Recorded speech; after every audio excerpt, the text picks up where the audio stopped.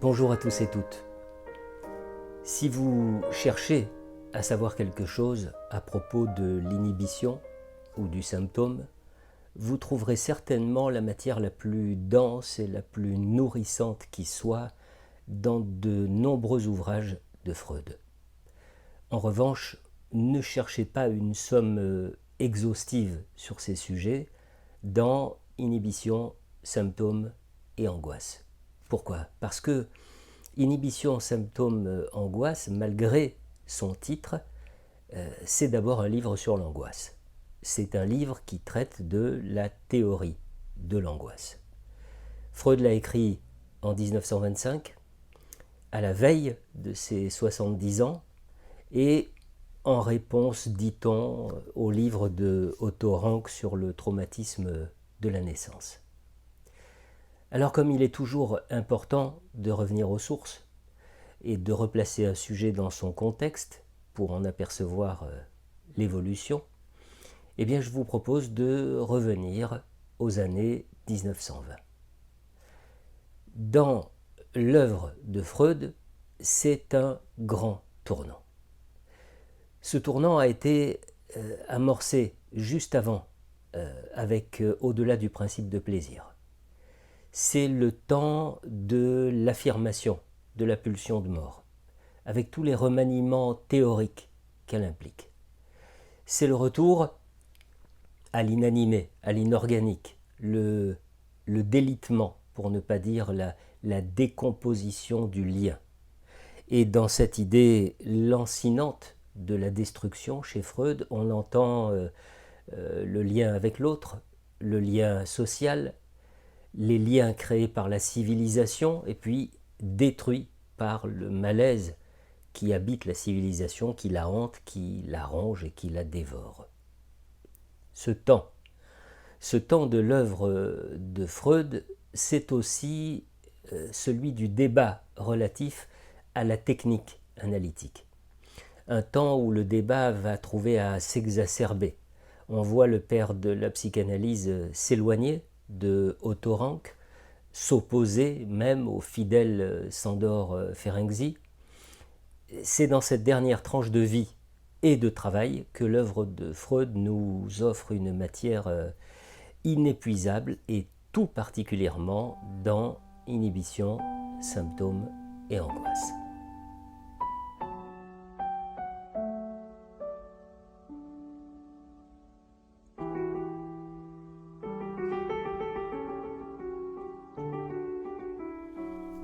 Quand je dis que les années 20 marquent un tournant décisif dans la vie et dans l'œuvre de Freud, c'est aussi pour le sujet qui nous occupe un changement radical de paradigme concernant l'angoisse. Déjà, au-delà du principe de plaisir, Freud prend soin de discriminer l'angoisse de la peur d'une part et de l'effroi d'autre part. Et ce qui les différencie selon lui, c'est leur rapport au danger. À savoir que dans l'angoisse, il y a attente du danger, préparation au danger, même si celui-ci est totalement inconnu. La peur, elle a un objet bien défini. On dit qu'on a peur de quelque chose. Enfin, l'effroi survient lorsque l'on est surpris par une situation inattendue et dangereuse. Et Freud ajoute une précision fondamentale sur laquelle nous reviendrons un jour lorsque nous évoquerons le sujet du trauma. Il écrit « Je ne crois pas que l'angoisse puisse engendrer une névrose traumatique. » Parce qu'il y a dans l'angoisse quelque chose qui protège contre l'effroi et donc qui protège de la névrose d'effroi. Qu'est-ce que l'on a à comprendre dans cette phrase ? Eh bien, comprenons que l'effroi, ce serait un état réactionnel, psychiquement vécu de façon passive à la suite d'un stress extrême, alors que l'angoisse, elle, serait activement induite dans le but de se préparer, de se protéger d'un stress extrême attendu. Vous notez donc que ce qui fait trauma pour Freud, c'est l'irruption d'une émotion intense consécutive à un événement inattendu, un événement auquel le sujet ne s'attend pas à être confronté et qui crée l'effroi. Vu sous cet angle, l'angoisse serait donc à considérer comme une défense au service du moi.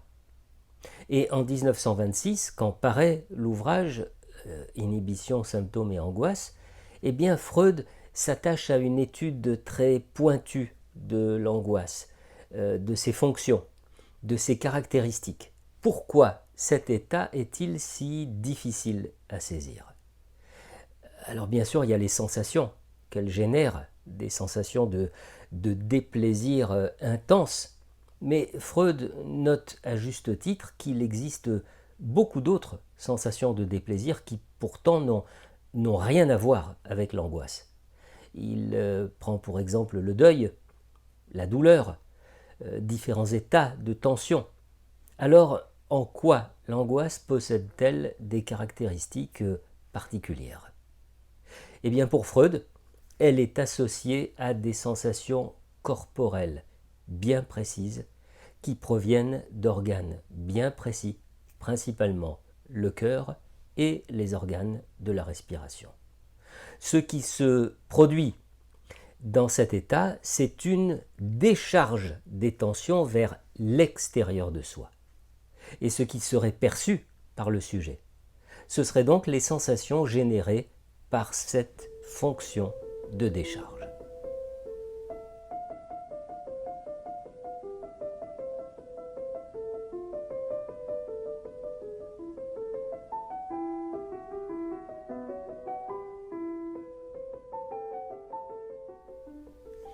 Allons plus loin dans la pensée de Freud. Dans quoi l'angoisse peut-elle bien s'originer? Dans un événement qui a suscité l'effroi. Il y aurait un facteur historique provoquant la récurrence de l'angoisse en tant que reproduction du trauma initial. Un peu comme si le sujet se préparait à revivre l'événement en question, comme s'il cherchait à s'en protéger. Et Freud précise reproduction d'une expérience vécue qui comportait les conditions d'un tel accroissement de stimuli et de décharge vers l'extérieur, ce par quoi le déplaisir de l'angoisse reçoit son caractère spécifique. Soyons encore plus précis. Quel événement bien particulier serait à l'origine de l'angoisse? Dans quelle expérience retrouve-t-on naturellement ces décharges impliquant le cœur et les poumons? Eh bien pour Freud, la chose est entendue, il s'agit du traumatisme de la naissance. Et l'on comprend mieux alors pourquoi Inhibition, symptômes et angoisse aurait été écrit en réponse au livre de Otto Rank sur le sujet. Comprenez bien que ce n'est pas sur le sujet de l'origine que Freud n'est pas d'accord avec Rank ou avec Ferenczi. C'est sur les arguments avancés par ses collègues pour soutenir l'affirmation de cette origine et sur les conséquences supposées par eux de ce traumatisme. À partir donc de cette hypothèse, deux possibilités de survenue de l'angoisse se font jour. D'abord une angoisse automatique, une espèce de réaction réflexe de cet état. Chaque fois que le sujet se trouve confronté à une situation de danger dont certains aspects rappellent ceux de la situation initiale. Alors, dans ce cas de figure, il existe quand même un risque, le risque que le réflexe en question apparaisse dans toute nouvelle situation de danger et même en l'absence d'éléments susceptibles de rappeler la situation initiale. Deuxième possibilité de survenue de l'angoisse, celle à laquelle Freud attribue la valeur de signal. C'est-à-dire, il s'agit de la reproduction atténuée de ce qui a été initialement vécu parce que le sujet reconnaît l'approche du danger. C'est donc un dispositif qui est mis en place par le moi et qui permet de déclencher des opérations de défense.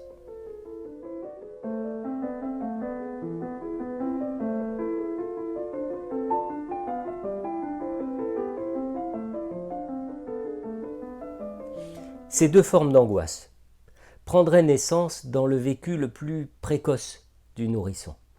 En cause, dans les deux possibilités, la détresse, l'abandon, la perte d'objets, la séparation, la solitude, un état de tension né d'un besoin non satisfait et un ressenti d'impuissance.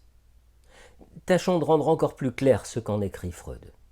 Voilà une situation de non-satisfaction dans laquelle des éléments d'excitation atteignent une ampleur, une intensité génératrice de déplaisir. Ces éléments d'excitation très élevés ne trouvent aucune possibilité de se décharger. La situation doit être pour le nourrisson analogue à l'expérience vécue de la naissance. C'est la répétition de la situation dangereuse.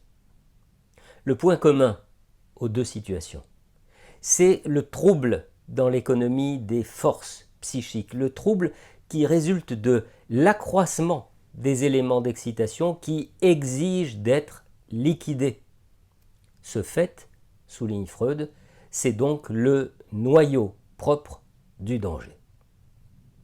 Dans les deux cas, le père de la psychanalyse précise qu'apparaît alors la réaction d'angoisse qui se présente encore comme utile chez le nourrisson, puisque la décharge sur la musculature respiratoire et vocale a maintenant pour effet que la mère soit appelée.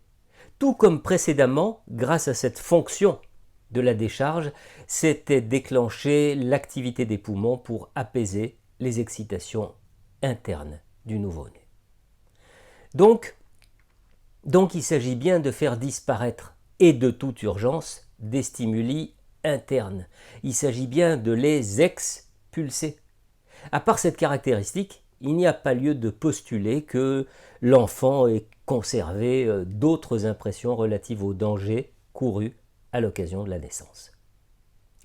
Avec l'expérience qu'un objet extérieur perceptible peut mettre fin à la situation dangereuse, rappelant la naissance, le contenu du danger se déplace maintenant de la situation créée sur le plan de l'économie psychique vers sa condition, c'est-à-dire la perte de l'objet. La perception de l'absence de la mère devient maintenant le danger à l'apparition duquel le nourrisson donne le signal d'angoisse avant même que la situation redoutée n'apparaisse.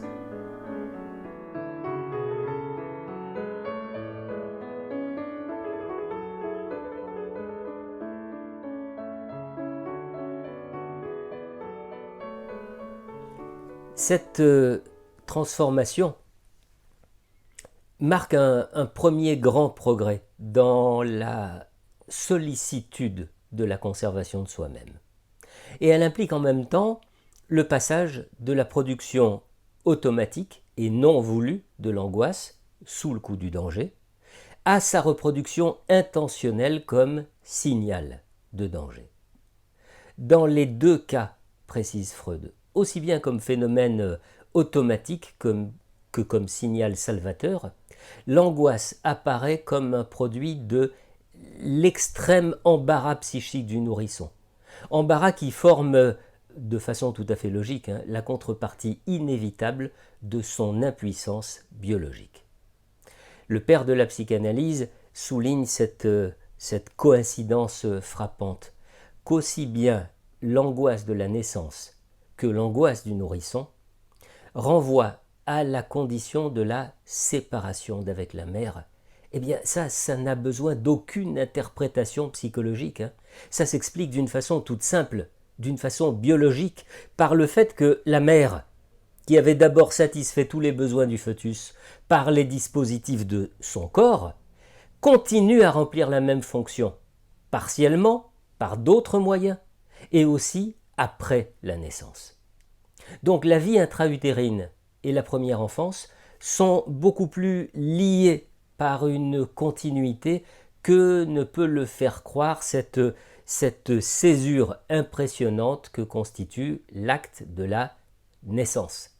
La mère, en tant qu'objet, remplace pour l'enfant, sur le plan psychique, la situation fœtale biologique. À partir de ces réflexions qui précèdent, Freud évacue totalement toute idée d'abréaction du trauma de la naissance.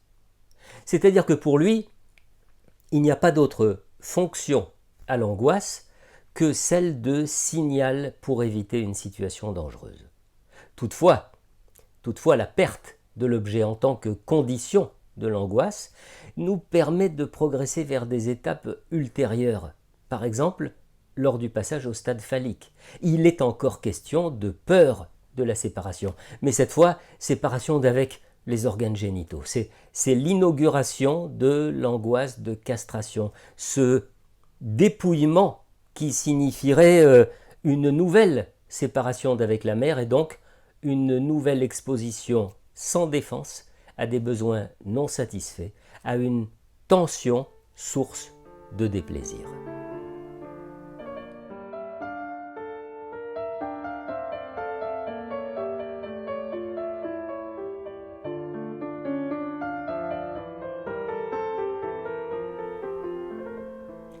Enfin, dans une dernière partie de son livre, Freud en vient à évoquer les rapports entre la formation du symptôme et la production de l'angoisse. Et c'est là qu'il peut être précieux de faire précéder la lecture d'inhibition, symptômes et angoisse de la lecture des 5 psychanalyses. En effet, autant au début d'inhibition, symptômes et angoisse que dans la dernière partie de l'ouvrage qu'on va évoquer maintenant, il est question de la formation de la névrose phobique chez le petit Hans et la formation de la névrose obsessionnelle chez l'homme au loup. Donc, les rapports entre la formation du symptôme et la production de l'angoisse. Freud avance 2 conceptions sur le sujet. Selon la première, l'angoisse est un symptôme de névrose. Selon la seconde, toute formation de symptômes a pour fonction d'échapper à l'angoisse. Le symptôme est là pour lier en quelque sorte l'énergie psychique qui, sans lui, trouverait forcément son débouché dans l'angoisse. Et donc l'angoisse serait bien le phénomène fondamental de la névrose.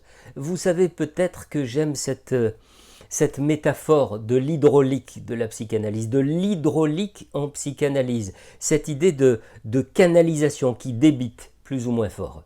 Eh bien, pour reprendre cette idée, si la canalisation reste branchée sur l'angoisse, elle ne peut évidemment produire que de l'angoisse. La formation d'un symptôme, en revanche, permet le branchement de la canalisation sur ce symptôme et sur ses différentes caractéristiques, c'est-à-dire l'expression des caractéristiques du symptôme en question et non pas ceux de l'affect d'angoisse. Le symptôme est donc bien là pour soustraire le moi à une situation dangereuse. Et Freud en donne d'ailleurs quelques exemples très simples. Abandonnez, dit-il, un agoraphobe que vous accompagnez dans la rue, et il déclenche aussitôt une attaque de panique. Empêchez un névrosé obsessionnel de se laver les mains alors qu'il les lave habituellement des dizaines de fois par jour, et le névrosé en question devient la proie d'une angoisse intolérable. Les symptômes ont donc bien pour fonction de protéger de l'angoisse, de protéger d'un danger réel ou supposé. Réel ou supposé, hein, c'est important de le souligner. Et donc, si la formation du symptôme est empêchée, eh bien, le danger paraît se réaliser effectivement, c'est-à-dire qu'il se présente une situation analogue à la naissance, et dans laquelle le moi se trouve désarmé face à l'exigence de pulsion.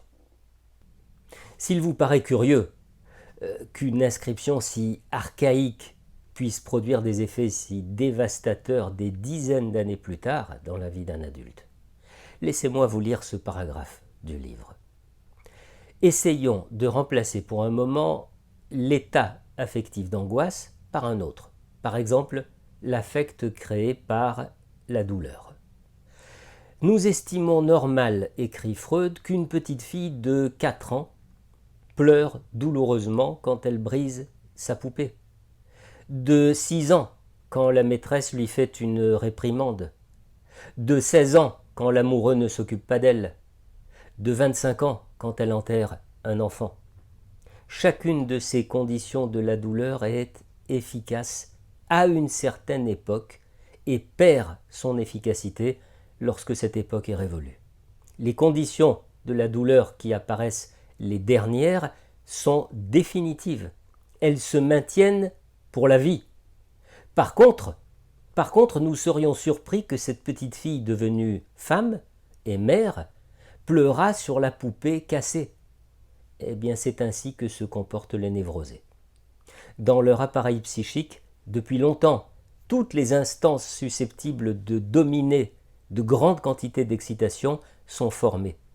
Et ils sont assez développés pour satisfaire eux-mêmes la plupart de leurs besoins. Ils savent depuis longtemps que la castration ne peut plus être exercée comme un châtiment. Et pourtant, ils se conduisent comme si les anciennes situations dangereuses les menaçaient toujours. Ils se cramponnent à toutes les conditions d'angoisse antérieures. Et Freud de conclure, il n'existe pas un seul névrosé adulte chez lequel on ne puisse déceler les marques d'une névrose infantile. En revanche, tous les enfants qui en sont atteints ne deviennent pas forcément des névrosés. Donc, au cours de la maturation, certaines conditions d'angoisse sont supprimées, c'est-à-dire que certaines situations dangereuses perdent leur mordant.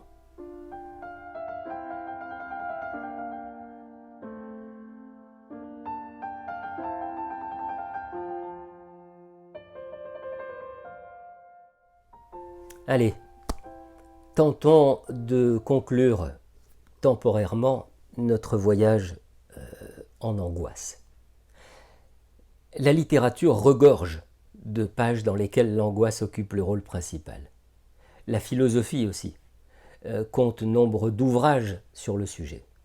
Mais c'est à Freud qu'il revient d'avoir éclairé les mécanismes psychiques qui se cachent derrière cette énigme. Durant 30 ans, il avait soutenu l'hypothèse d'une origine biologique de l'angoisse, à savoir une libido insatisfaite qui, pour trouver une voie de décharge, n'aurait d'autre destin que de se transformer en angoisse. Eh bien, avec inhibition, symptômes et angoisse, il renouvelle profondément sa pensée initiale et apporte un nouvel éclairage à notre compréhension du sujet. Voilà qu'un inconscient psychique, dynamique, possédant des lois totalement étrangères au processus logique de notre pensée rationnelle, soumet une part de notre vie psychique au refoulement.